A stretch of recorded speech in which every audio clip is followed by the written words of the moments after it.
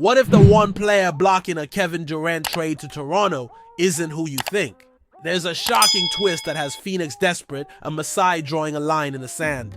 I'm about to reveal why our front office is willing to walk away from a Hall of Famer for one unexpected hero. What's up, Raptors Nation? Quick court here with another deep dive that's gonna blow your minds. How does a 7-foot Austrian center become untouchable in a Kevin Durant trade? Drop your theories in the comments because I'm breaking down a strategic masterpiece that changes everything. Here's the situation that has the entire NBA scratching their heads. Kevin Durant is available. The Phoenix Suns are desperate to move him after missing the playoffs. And guess what? The Toronto Raptors are right there in the mix with a package that could work. But there's one massive roadblock that nobody anticipated. Potal is completely off the table, and I'm not talking about some casual "we prefer to keep him" situation. According to Michael Grange from Sportsnet, when Phoenix came knocking at the trade deadline asking for our Austrian big man, Masai Ujiri, and the front office gave them a firm no. And guess what? That stance hasn't changed one bit. Now here's where this gets absolutely fascinating, and I need you to really think about this with me. Why would the Raptors be willing to potentially give up the 9th pick in a loaded draft, plus players like RJ Barrett and Emmanuel Quickley, but draw the line at Potal? The answer reveals everything about our long-term strategy. Potal just had a career year, averaging 14.5 points and 9.6 rebounds while shooting an incredible 62.7% from the field. But it's not just the numbers that make him invaluable. This guy is the perfect modern center for what we're building around Scottie Barnes. Think about it this way. What happens if we trade Potal for Durant? Sure, we get a future Hall of Famer, but we create a massive hole in the middle that we have absolutely no way to fill.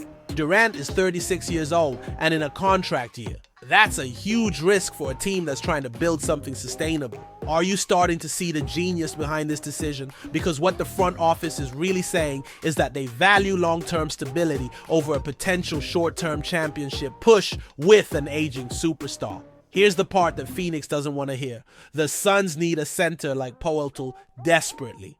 One of their biggest problems during the Durant era was their lack of interior presence. They're basically admitting that they made a mistake by not prioritizing that position earlier.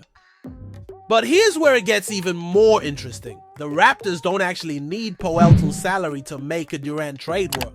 They have enough matching salary with other players. So this isn't about money. This is about recognizing that some players are simply irreplaceable within your system. Let me paint you a picture of what our lineup could look like with Potal anchoring the middle next to Scottie Barnes.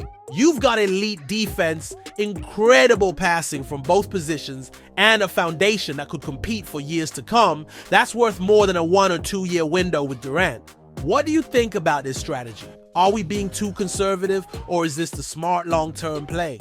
Hit me up in the comments because I want to hear your take on this whole situation. The reality is that this decision tells us everything about where the franchise is headed. We're not just trying to win now, we're trying to build something that can sustain success for the next decade, and Potal might just be the most underrated piece of that puzzle. This also explains why Durant might not even want to come to Toronto in the first place.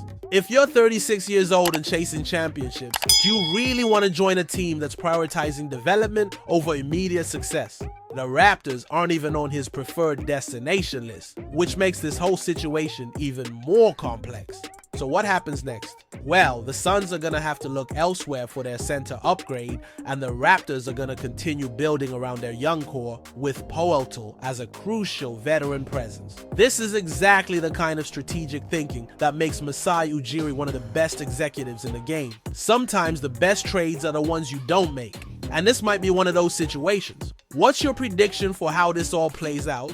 Drop your thoughts below, smash that subscribe button if you want more deep dives like this, and I'll catch you in the next one where we're breaking down what the 9th pick could mean for our future.